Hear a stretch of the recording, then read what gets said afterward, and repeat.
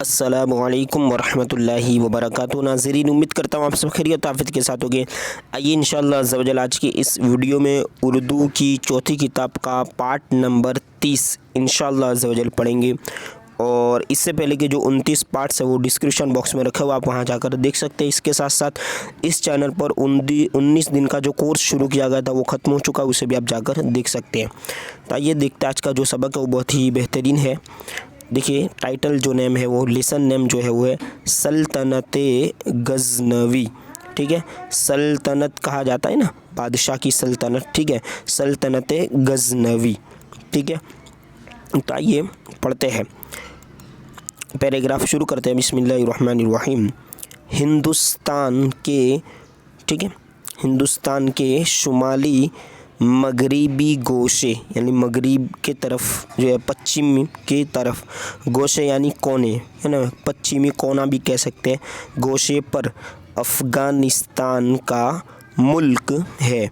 इस मुल्क में यानी जो अफ़गानिस्तान का जो मुल्क है, इस मुल्क में काबिल और गज़नी ये दो शहर बड़ी शोहरत रखते हैं अफ़गानिस्तान में। ठीक है, जब सुल्तान नासिरुद्दीन, देखिए नासिरुद्दीन सुबुक्तगीन बादशाह हुआ, यानी जो सुबुक्तगीन शहर है उसका जब वो बादशाह हुआ, बादशाह बना, तो उसने अपनी हुकूमत का नाम दौलत गज़नविया, दौलत गज़नविया जो उसकी बादशाहियत थी उसका नाम क्या रखा, दौलत गज़नविया रखा। ठीक है, और शहर गज़नी, ठीक है, ये गज़नी शहर बताया ना, वहाँ पर दो काबिल और गज़नी शहर थे, तो उसी में से ये शहर जो है गज़नी को अपना दारुस्सल्तनत बनाया। दारुस्सल्तनत यानी जो कहा जाता है सल्तनत का घर। दारुस्सल्तनत का लफ्ज़ी माना ये होगा, लेकिन वहाँ पर इस्तिलाही माना जो है वो लिया जाएगा कि दारुस्सल्तनत यानी राजधानी जो कहा जाता है ना शहर की। ये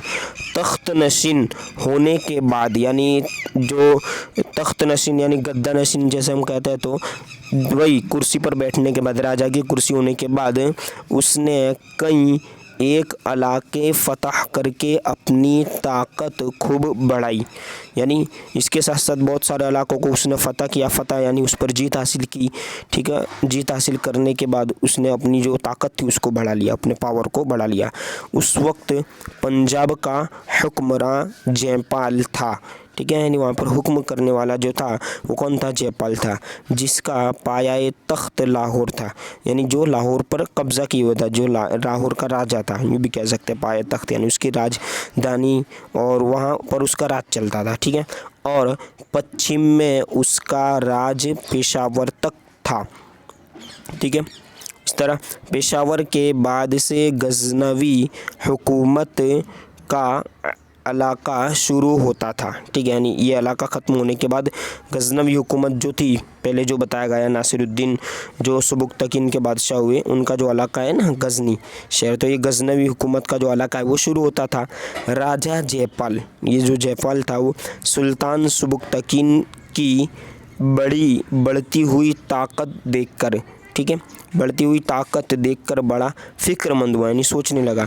उसने सुबुक्तगीन की ताकत तोड़ने के लिए, देखिए कौन सी, ये हिजरी है ना, सन हिजरी 374 374 हिजरी मुताबिक ईस्वी, यानी इंग्लिश तारीख कौन सी, 984 984 ईस्वी में गज़नी पर धावा बोल दिया।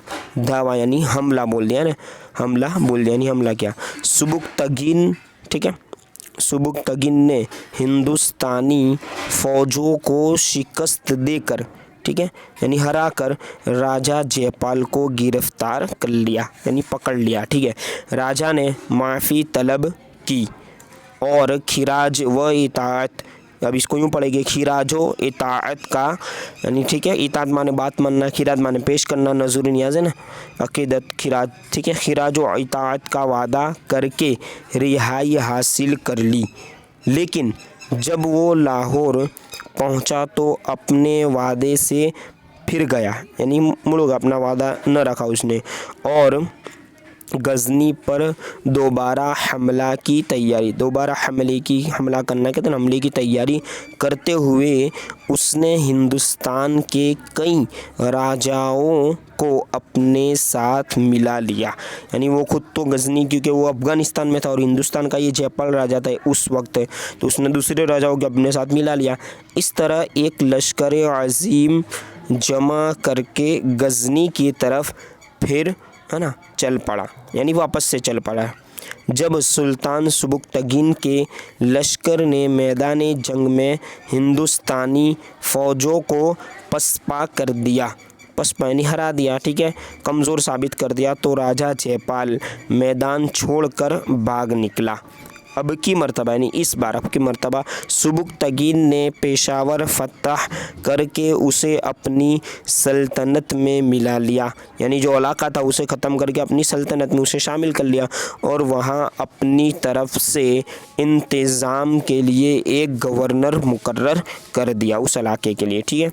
जब सुबुक्तगीन के इंतकाल के बाद उसके शहज़ादे, उसका जो शहज़ादा यानी बेटा हज़रत गाज़ी सुल्तान महमूद अलैहिर्रहमा, सुल्तान महमूद गाज़ी अपने नाम सुना होगा, बहुत भाई के बुज़ुर्ग है, ठीक है।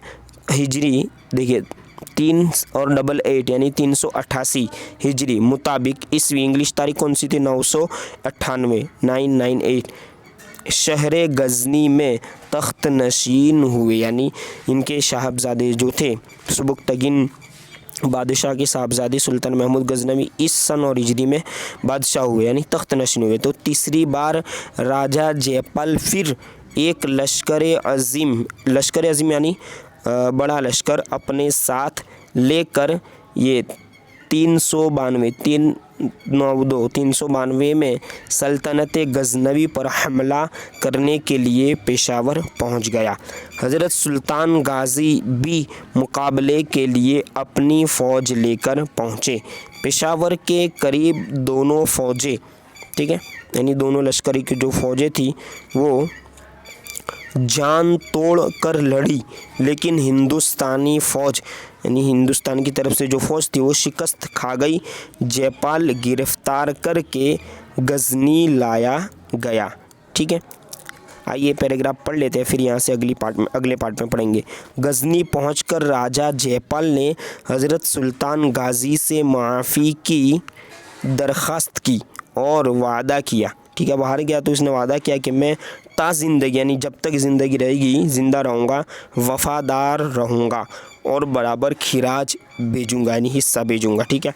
हज़रत सुल्तान गाज़ी ने उसे आज़ाद कर दिया। वो गजनी से लाहौर आ गया, लेकिन वो कई बार शिकस्त खा चुका था, इसलिए सदमा है ना, सदमे में पड़े हैं, सदमा और गम से चूर होकर उसने खुदकुशी कर ली। अब यहाँ से अगले पार्ट में इंशाल्लाह पढ़ेंगे।